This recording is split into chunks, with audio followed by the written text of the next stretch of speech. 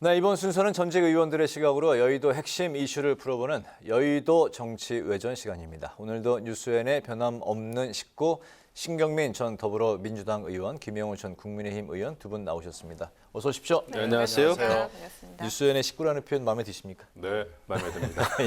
좋습니다. 감사합니다.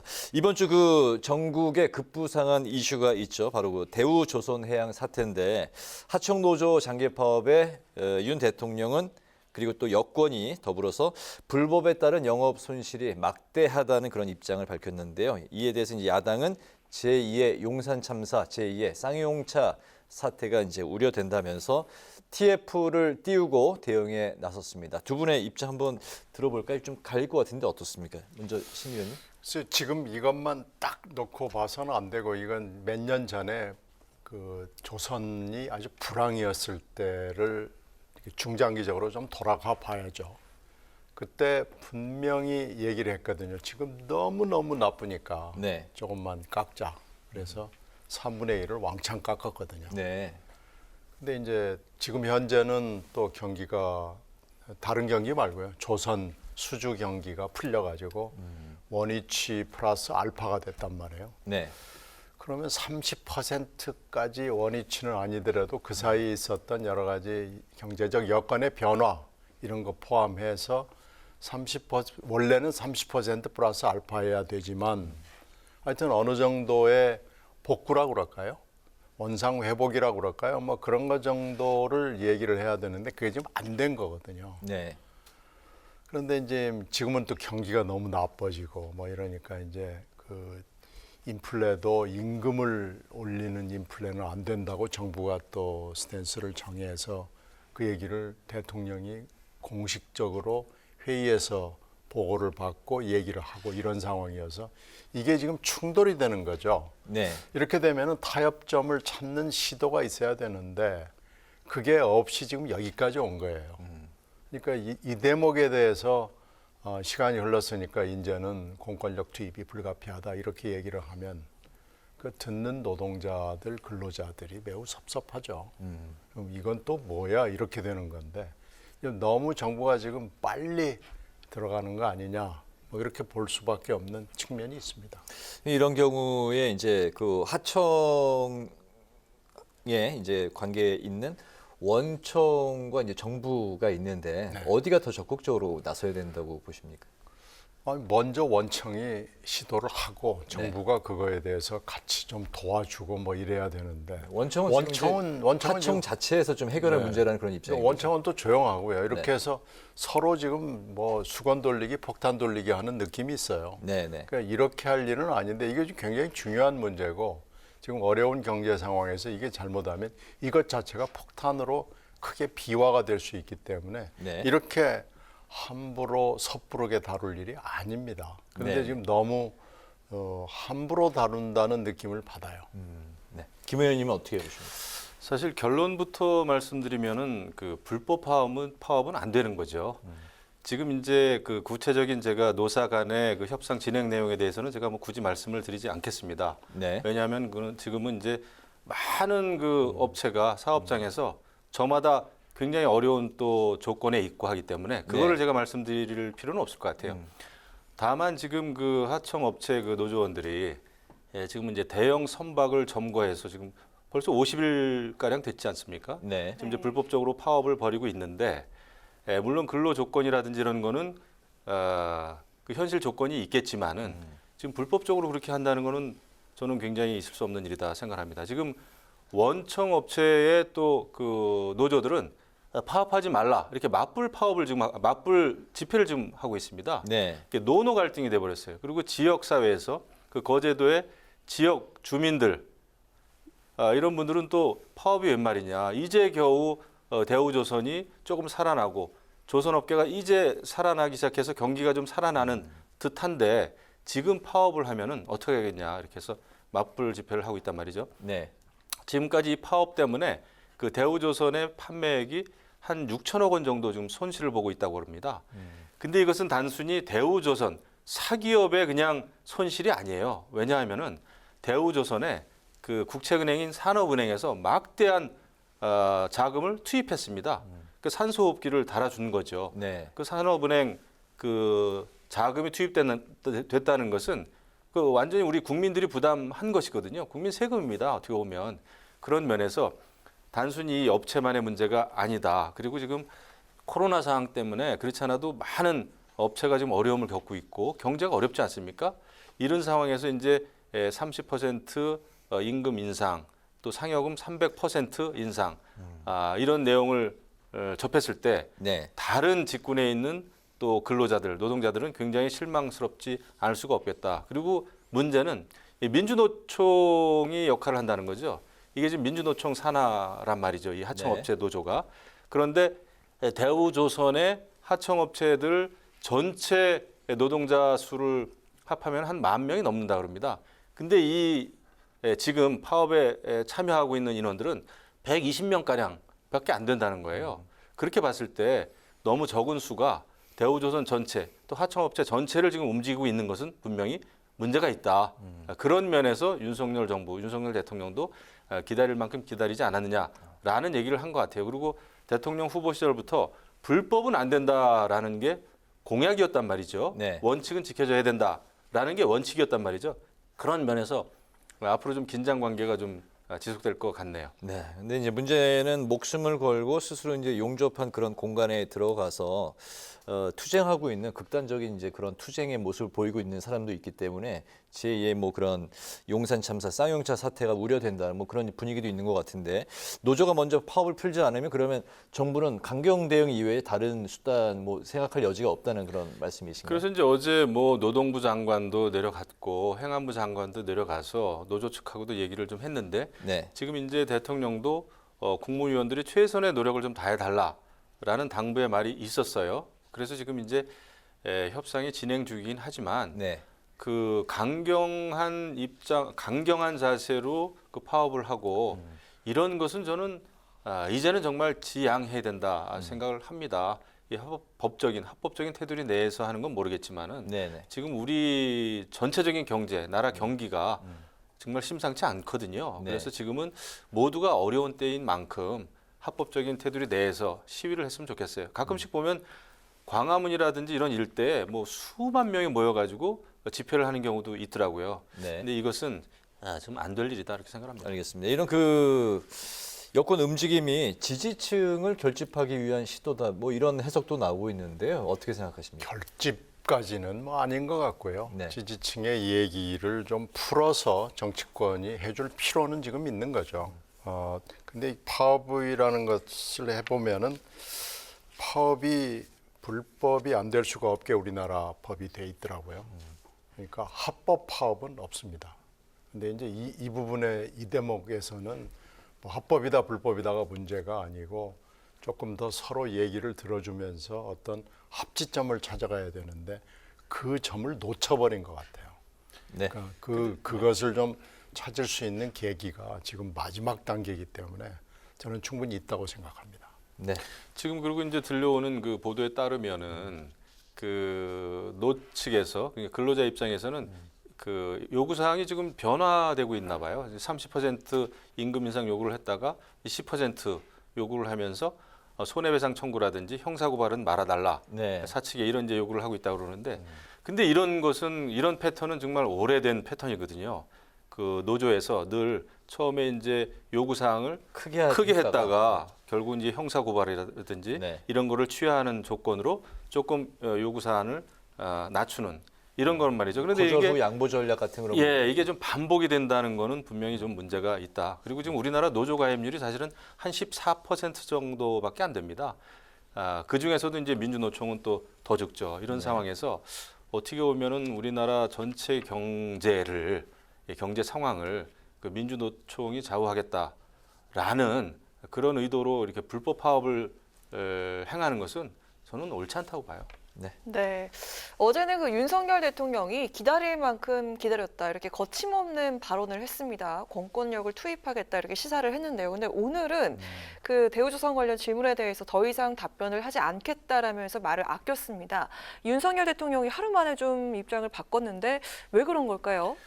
아무래도 부담은 있을 겁니다. 지금 또 수많은 시민 단체들이 그 희망버스인가요? 그걸 타고 또 그 거제도 현장에 내려가고 있고 야권에서는 지금 뭐 윤석열 정부, 윤석열 대통령 지지율이 좀 떨어지고 있다 보니까 지금이 기회다 네. 싶어가지고 엄청나게 사실 이 문제를 가지고 사회 이슈화하는 경향이 없잖아 있어요. 이런 상황에서 윤석열 대통령도 물론 원칙은 지켜야 되겠습니다만은 불법 파업에 대해서는 원칙적으로 대응한다, 법과 원칙에 따르겠다라는 원칙이 있겠습니다만은 자칫 잘못해서 사고로 이어졌을 때 그 사회적인 파장은 크지 않겠습니까? 아까도 말씀이 있었습니다만은 용산 참사, 그러니까 제2의 용산 참사 같은 네. 게 일어나면은 이것은 또 다른 정치적인 큰 이슈로 사회적인 이슈로 비화할 가능성이 있기 때문에 네. 이 점에 대해서는 굉장히 신중한 게 아닌가 생각이 됩니다. 네. 네. 네, 아니, 아무래도 그렇게 되겠죠. 용산과 뭐 이런 몇 가지 보면은 그 당시에 조금만 더 대화를 했다라면 하는 게 있거든요. 쌍용도 마찬가지고요. 지금 그분들이 아직까지도 완전하게 해결이 안 돼서 몇 분들은 지금 길거리를 아직도 헤매는 분들이 있거든요. 네. 그러니까 이거 마지막 순간에 대화의 기회와 찬스가 왔을 때 대화를 해서 푸는 게 아무래도 좋습니다. 알겠습니다. 이번에 이제 화제를 좀 바꿔서 이제 사적 채용 논란 관련해서 이제 이야기 논의를 좀 해볼까 하는데요. 이게 대통령은 지금 이제 사적 채용 논란 관련해서 이제 침묵하고 있고 반면에 대통령실의 기류가 이제 확연히 달라진 걸 알 수가 있습니다. 더 적극적이고 더 세부적으로 반박을 하면서 지지율 반박에 이제 나서고 있는데 반면에 이제 민주당이 오늘 교섭단체 대표 연설을 했는데 박홍근 원내 대표는 탄핵 이슈, 이 카드를 또 거론을 했습니다. 공세 수위를 아주 높였는데요. 이 대통령실의 사적 채용 논란, 이게 정말 그 사적 채용으로 봐야 되는 것인지 아니면 예전 뭐 과거에 옛날 시대에 있었던 엽관제, 그러니까 선거에서 승리한 정당이 선거운동원과 적극 지지자에게 뭔가 그 대가로 관직에 임명하거나 어떤 그 대가를 제공하는 그런 관행으로 있을 수 있는 일로 봐야 될 것인지 두 분의 의견 들어보겠습니다.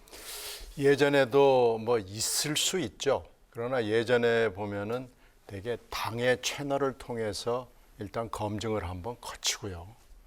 그리고 대통령이나 대통령 부인의 경우에 이제 가족의 경우에 그 사람을 써야 됐다고 결심을 했을 수는 있지만 네. 그냥 야, 이 사람 갖다 써 이렇게는 못합니다. 그 뭔가 절차와 또 검증이라는 게 필요하거든요. 그런데 지금처럼 이번에 드러난 몇 케이스는 보면 그냥 한 사람을 들어다가 그냥 써, 비행기에 태워 뭐 이런 거거든요. 이렇게 가는 건 좀 어렵습니다. 왜 그러냐면은 그런 사람이 자꾸 눈에 띄면은요, 그 사람들이 조용히 있지를 않고요, 반드시 계급장을 달거든요. 그러면은 그 완장차고 다니는 사람들이 조용한 적이 없어요. 반드시 문제가 생기고 그 사람들이 또 대부분의 경우에 업무 능력에서 여러 가지 문제를 일으키기 때문에 이런 식으로 이렇게 딱 뽑아가지고 써 이런 경우를 다 꺼립니다. 그래서 있을 수는 있지만 네. 많을 수는 없습니다. 근데 이번에 보면은 일단 많고요. 네. 드러나지 않은 것도 분명히 더 있을 거고요. 그리고 약간 좀 어처구니가 없습니다. 그래서 이건 분명히 문제가 있는 거고요. 예전에 그렇지 않느냐라고 그러는 것도 잘못된 거고요. 되게 지금 윤석열 정부의 대응은 보면 빤해요. 처음에는 뭐 아무 문제 없다고 그러다가 그다음에 계속 지적이 나오면 법률적으로 문제가 없다고 그러다가 마지막에는 전 정부에서는 안 그랬어요. 뭐 이렇게 나오는데 이렇게 대응해서는 안 됩니다. 뭐가 하나 드러나면 그 문제점을 인정을 하고 이런 문제점이 없도록 하겠다. 또 있으면 반드시 조치를 하겠다. 이렇게 반성을 하는 자세와 태도로 나가는 게 맞는데 지금 이게 계속 되풀이됩니다. 계속 되풀이되면서 금방 제가 얘기했던 유능한 사람이야? 법률적으로 문제 없어? 전 정부에는 없었대? 이렇게 이 쓰리 쿠션으로 나가게 되면은 네. 이런 식의 대응은 결국은 태도 불량이죠. 그래가지고 국민들의 마음을 신속하고 광범하게 떠나게 하는데 굉장히 큰 기여를 하게 됩니다. 이건 빨리 고쳐야 됩니다. 네. 적극적으로 이제 도와줬던 사람에 대한 대가로 관직에 임명을 할 수도 있고 어떤 자리를 줄 수도 있다라는 입장하고 또 반대로 예전에 또 그 옛날에 제도 중에 상피제 오히려 또 그 친인척을 포함해서 뭐 좀 관계가 있는 사람들을 오히려 더 거리두기를 했던 그런 또 제도가 있었는데 어떤 게 맞다고 보십니까? 지금 민주당에서의 비판은 그 옳은 측면도 있지만 네. 제가 볼 때는 선을 넘었어요. 너무 과합니다. 오늘 탄핵 박홍근 말씀하시는 건가요? 네, 박홍근 원내대표가 최순실 국정농단까지 얘기하면서 탄핵을 언급한 것은 그것도 첫 번째 교섭단체 연설에서 말이죠. 네. 그것은 선을 좀 넘었다 생각이 들고 제가 볼 때도 예를 들면은 스페인 나토 정상회담에서 그 외부인이 뭐 같이 가서 비행기 동승하고 이런 거는 저도 분명히 잘못됐다 생각을 합니다. 네. 하지만 지금 이슈가 되고 있는 대통령실에 근무하는 별정직 공무원들에 대해서 말이죠. 이것을 무조건 사적 채용이다. 라고 비판을 무조건 하는 거는 저는 정말 그 묻지마 비판인 것 같아요. 제가 볼 때도 친인척, 그러니까 대통령의 친인척이라든지 어떤 국회의원의 친인척을 대통령실에서 근무하게 하는 것은 안 됩니다. 있을 수가 없어요. 그건 비판받아 마땅해요. 네. 하지만 대통령 선거 캠프에서 일을 했고 또 능력을 인정받아서 대통령실로 가게 되는 국회의원들의 어떤 보좌진들이라든지 아니면 대선 캠프에서 일했던 자원봉사자들이라든지 그다음에 당 사무처 직원들이라든지 이런 것은 옛날 얘기가 아니라 문재인 정부에서도 똑같았고 그 전 정부, 전전 정부에서도 다 해왔던 겁니다. 네. 그것은 그 인력들을 충원하는 굉장히 자연스럽고 그런 그 루트였어요. 네, 신 의원님 말씀은 그 숫자가 좀 많다는 말씀. 제가 볼 때 그렇지 않습니다. 문재인 정부에서도 엄청나게 많은 참여연대, 그다음에 586 운동권들의 보좌진들 굉장히 많이 들어갔습니다. 그래서 저는 그거 자체를 문제 삼으면 안 된다 생각을 하고요. 이것을 이제 해명하고 설명하는 가운데 무슨 뭐 9급, 7급 이야기를 하고 최저임금제를 이야기한 이거는 아주 잘못된 거죠. 뭐 그래서 이제 권성동 대표 뭐 원내대표가 사과했죠. 사과를 예. 했습니다. 네. 그리고 저 같은 경우에도 여러 이제 유능한 보좌진이나 이런 사람들 당 사무처 직원들은 인수위에 추천을 합니다. 이런 친구들이 있다. 근데 받아들여질 수도 있고 안 받아들여질 수도 있습니다. 또 인수위에서 굉장히 능력을 인정받은 사람에 대해서는 저도 대통령실에서 이런 친구들은 일을 했으면 좋겠다. 추천을 합니다. 네. 받아들여질 수도 있고 거부될 수도 있어요. 거부됐을 경우에는 더 능력 있는 친구들이 또 들어간 모양이다. 이렇게 또 수긍을 하죠. 그렇게 해서 충원이 되는 겁니다. 그리고 그렇게 해서 충원이 됐을 때도 거의 2달에 걸쳐서 신원조회를 합니다. 예, 정말 뭐 아무나 막 들어가는 거는 사실 아니에요. 그리고 능력이 있는 사람들, 선거 캠프에서도 그렇고 굉장히 경쟁을 합니다. 그게 여태까지의 사실은 관행이었는데 네. 이게 제도적으로 잘못됐다라고 민주당에서 비판을 하면은 그거는 우리가 받아들일 수가 있고 이 제도를 고칠 수는 있죠. 하지만은 갑자기 이제 박홍근 원내대표도 이번만 그렇고 잘못한 건 아니다. 사적 채용이다 그래가지고 이 프레임을 정말 말 그대로 네. 씌워버리면은 그렇게 비판할 자격이 있나? 저는 그렇게 생각이 되는 거예요. 왜냐하면 이전에도 벌어졌기 때문에 네. 지금 이 행태를 우리가 옹호한다는 차원에서 말씀드린 게 아니라 네. 잘못된 거는 네. 고쳐야 되지만 별정직 공무원에 대해서는 이렇게 해온 게 사실인데 모든 그 자리를 공채로 그럼 갑자기 뽑을 수가 없어요. 대통령실이라고 하는 그 특성상. 제 생각은 그렇습니다. 네, 네. 네, 권성동 대행이 오늘 사과를 했잖아요. 근데 그 윤석열 대통령과 거의 매일 통화를 한다고 하죠. 네, 이 지금 사안에 대해서 그 대통령 측과 좀 사전에 교감을 하고서 사과를 하게 된 것일까요? 어떻게 보십니까? 그건 아무도 모르죠. 네, 예측을 좀 매일 한다면, 통화하는지도 아무도 모르죠. 네.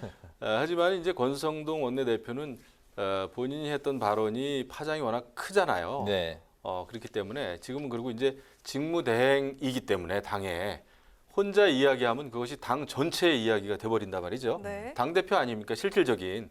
그러다 보니까 이것이 몰고 온 파장에 대해서 굉장히 이거 크게 실수했구나. 네. 이런 생각에서 이제 사과를 한 것 같아요. 대통령하고 이런 것까지 저는 의논을 했겠나 싶은데 대통령 입장에서는 이렇게 사과해주면 고맙겠죠. 이심 전심으로. 네. 그런데 그것을 꼭 통화 여부는 제가 죄송합니다. 알 수가 없습니다. 네, 어찌 됐든 좀 그 권성동 그 대행의 원톱 리더십이 좀 흔들리는 모양새인데 조기 전대론이 좀 다시 슬슬 피어오르고 있는 모양새입니다. 어떻게 보십니까? 제가 볼 때 근데 의원총회와 또 각 선수별 모임에서 또 최고위에서 일단 직무대행 체제로 결정을 했단 말이죠. 이 상황에서 이제 몇몇 또 다선 의원들이 이거 조기 전대 필요한 게 아니냐라는 개별적인 목소리는 내고 있으나 지금 이렇게 또 의총에서 결정된 것을 뒤집기는 쉽지 않아 보일 겁니다. 그야말로 그러면은 정말 너무나 그 노골적인 당권 갈등, 투쟁으로만 비춰지기 때문에 제가 볼 때는 이렇게 그건 개별적인 목소리지 이것이 하나의 거대한 큰 목소리로 작용하기는 역부족이 아닌가 싶습니다. 일단은 직무대행체제로 가겠죠. 네, 건댕이 사과를 했고 또 조기 전대론이 글쎄, 슬슬 피어오르는 지금 모습인데요. 오늘 뭐 사과하는 것 저도 봤는데 네. 지금 건댕이 이 문제 가지고 그 여러 가지 실수를 한꺼번에 했어요.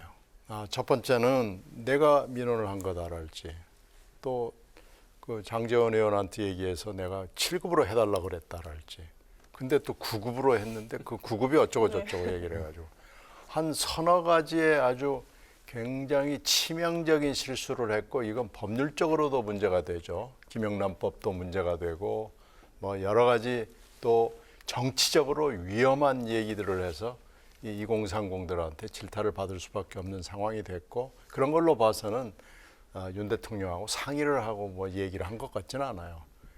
이렇게 얘기를 할 겁니다라고 했을 때 그렇게 하세요라고 할 수도 없고요. 네. 이렇게 한 번의 스피치에서 여러 개 그 실수를 한꺼번에 하는 경우는 없을 거거든요. 이건 권성동 대표의 그 원래 언어 습관이 그렇고요. 자기 그 자질의 수준을 보여준 겁니다. 이게 말을 함부로 하는 거고 아무 생각 없이 얘기하다 이번에 된통 당한 거죠. 그러면서 지금 실수가 몇 번 하면서 이게 결정적 실수가 돼서 야, 권성동 원톱으로는 안 되겠구나 하는 여론이 지금 확 당내외에 도는 거죠. 이거에 지금 어떻게 보면 틈을 타가지고 김기현 전 원내대표가 얘기를 하는 건데 이게 당에서 목소리를 모을 수 있을지는 잘 모르겠어요. 그건 내일 안철수 의원이 얘기를 한다니까 네. 내일 좀 들어봐야 이게 말하자면 도와주는 목소리가 나올지 아니면은 지금대로 갑시다라고 나올지는 내일 일단 안 의원의 얘기를 한번 들어볼 필요는 있을 것으로 보이는데 금방 김 의원의 말씀 맞자고로 그렇게 쉬워 보이지는 않습니다. 알겠습니다. 어찌됐든지 간에 싫어도 그냥 고를 할 수밖에 없는 거 아닌가 생각이 드네요. 네네. 안철수 의원이 이제 그 방금 이제 뭐 말씀을 하셨는데요. 이제 내일 그 조기 전대에 대해서 이제 입장을 밝히겠다고 하는데 아마 좀 조기 전대를 전제로 지금 숙고하는 거 아니냐 그런 관측도 나오고 있습니다. 그리고 이제 뭐 권성동 대표 처럼 요즘에 또 많이 등장하는 인물 장제원 의원인데 방금 그 뉴스 보니까 법사위원장 자리를 본인이 양보를 했고 아마 김도읍 의원이 이제 맡을 것 같고 장제원 의원 본인은 비는 상임위를 이제 맡을 것 같다. 본인이 이제 이렇게 언급을 했네요. 장 의원은 조기 전대를 이제 일축한 상황입니다. 최근에 이제 간장, 김장 뭐 이런 음식이 이제 등장하는 그런 이제 표현들이 정치권에서 많이 나오고 있는데 안철수, 장제원 의원 그리고 또 김기현, 장제원 의원 세 사람의 관계에 대해서 여권에 대한 좀 앞으로 이제 구도가 어떻게 흘러갈지에 대해서 여러 가지 이제 설왕설래가 나오고 있습니다. 이번 질문은 요 세 사람의 관계 앞으로 이제 어떻게 흘러갈지 어떻게 관측하시는지. 그래서 이제 뭐 두 사람이죠. 권장이 뭐 점심을 먹고 뭐 한 번 브라더는 영원한 브라더다 어쩌고 저쩌고 하는 거 봤는데 바로 권성동 실언이 나오고 장제원 의원이 바로 또 받아치고 또 바로 사과하고 하는 걸로 봐서는 서열은 일단 대내외적으로 온 만방에 서열은 공개된 것 같습니다. 브라더는 브라더인데 네. 서열은 장제원 1등. 아 그렇습니까? 네, 그리고 대표를 제치고 1등인가요? 네, 권성동 2등 해서 네. 장제원이 역시 실세구나라는 것은 분명히 누구 눈에도 이제 드러났기 때문에 그것을 아니다라고 얘기할 수는 없을 거고요. 또 하나는 밥 먹고 밥발 소화되기도 전에 다시 붙었거든요. 그런 걸로 봐서는 브라더는 아닌 것 같다. 그런 것도 또 만방에 다 공유가 돼서 네. 일단 장제원 의원의 어떤 바라보는 방향 쪽으로 갈 수 있겠다.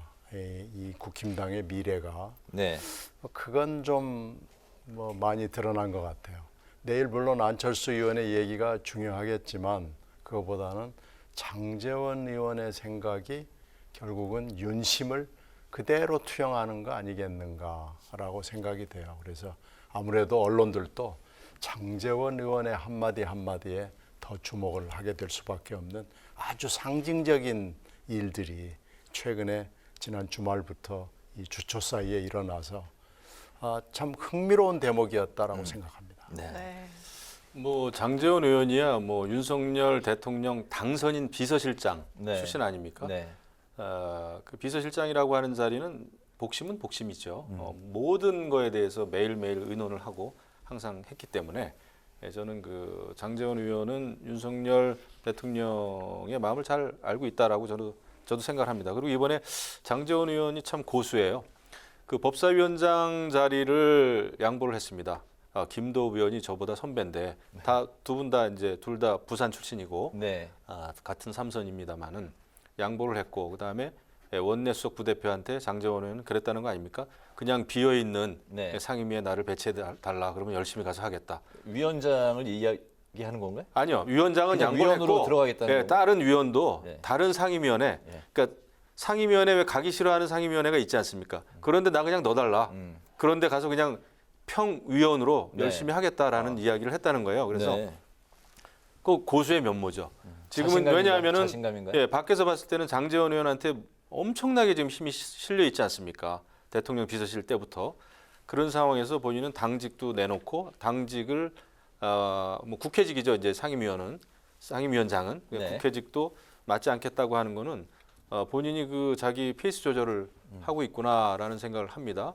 욕심내지 않고 그러면서도 권성동 직무대행 체제 이거 의총에서 결정된 거기 때문에 이거 바꾸기보다는 그냥 가는 게 맞겠다라는 얘기를 또 했단 말이죠. 네. 그러면서도 권성동 원내대표한테는 말씀이 너무 거칠다라는 또 이야기를 해요. 그러니까 밀당을 굉장히 지금 잘하고 있는 것 같아요. 하지만 이제 결국 김기현 때가 되면 뭐 네. 김기현, 권성동, 장제원 네. 또 이제 정진석 국회 부의장 네. 또 안철수 네. 의원 등등 진검승부 당 대표는 한 사람이니까 네. 이것은 이제 진검승부를 하게 되겠죠. 그것은 본인들의 관계가 어떻든 불하더든 아니건 뭐 벌어질 상황입니다. 하지만 그것을 얼만큼 멋지게 해내느냐. 네. 그게 드라마고 그게 이제 감동이 있어야 되는 거죠. 알겠습니다. 브라더 얘기는 이제 안 했는 게 맞을 것 같아요. 알겠습니다. 브라더는 끝난 것 같아요. 뭐 싸우는 또 형제들도 많기 때문에 또 아름다운 스토리를 만들 수 있습니다. 네, 역대 저희 그 코너 중에서 지금 최장시간 지금 지났습니다. 여의도 정치외전 이제 그 마무리할 시간이 됐는데 오늘은 지지율 방어에 나선 여권의 전략을 중심으로 한번 살펴봤습니다. 시간 관계상 그 민주당 전당대회 얘기를 오늘 하지 못해서 두 분께서 이제 아쉬워하실 것 같은데요. 예비 경선을 하루 앞둔 다음 주 이 시간에 이 부분에 대해서 집중 진단해 보는 시간을 갖겠습니다. 지금까지 신경민 전 더불어민주당 의원, 김영우 전 국민의힘 의원 두 분과 함께했습니다. 오늘도 말씀 잘 들었습니다. 감사합니다. 고맙습니다.